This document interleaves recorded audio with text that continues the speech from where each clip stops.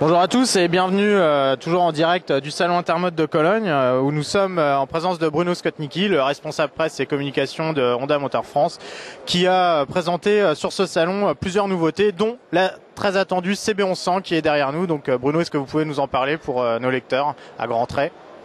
Eh bien oui, c'est chose faite. La CB1100 sera bien en Europe pour le début de l'année 2013 et en France en particulier, bien évidemment. Machine qui sera disponible dans 3 coloris, donc le rouge que nous avons ici, plus un blanc et le noir. Voilà. C'est pas la seule nouveauté que nous présentons sur ce salon Intermode à Cologne, puisque nous avons également le NSC 50R, donc autre cyclo 50 cm3 sportif que nous rentrerons au catalogue, et ce dès le mois de décembre de l'année 2012. Nous avons également donc quelques nouveaux coloris qui sont présentés en avant-première sur ce salon allemand, comme la CB 1000R en blanc mat, la Hornet 600 en blanc mat également, une édition limitée de la Cross Tourer en noir et noir mat. Et puis l'autre nouveauté sportive, je dirais, c'est la présence et l'annonce officielle, la présentation officielle du team Honda pour le Dakar 2013 avec la CRF 450 Rally. Donc cette CRF 450 Rally, grosses ambitions on imagine, Honda qui revient au Dakar quand même avec un passé riche de victoires. Donc dès 2013 ça va être quoi l'enjeu? C'est la victoire directement? Honda revient avec beaucoup de moyens, avec 5 pilotes, dont Elder Rodriguez, dont Johnny Campbell, plus des pilotes qui viennent d'Amérique du Sud et un jeune pilote anglais. Et Honda revient clairement pour la victoire dès cette première année.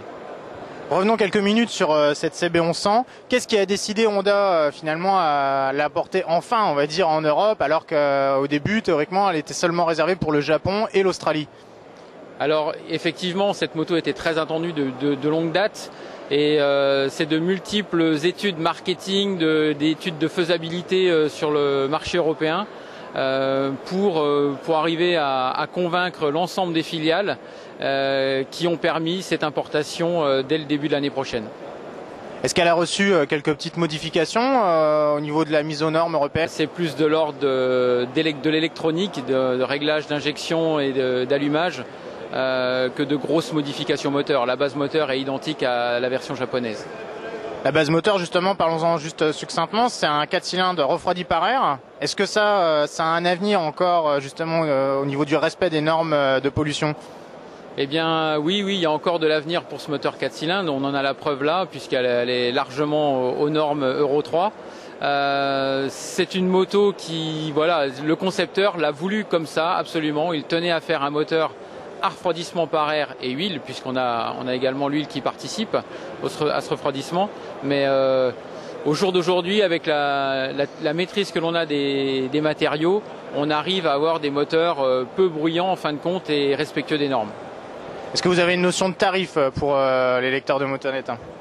Eh bien, il me semble que vous aviez annoncé une fourchette qui se situe entre 10 000 et 12 000 euros. Il me semble qu'on devrait être dans cette fourchette-là. Voilà.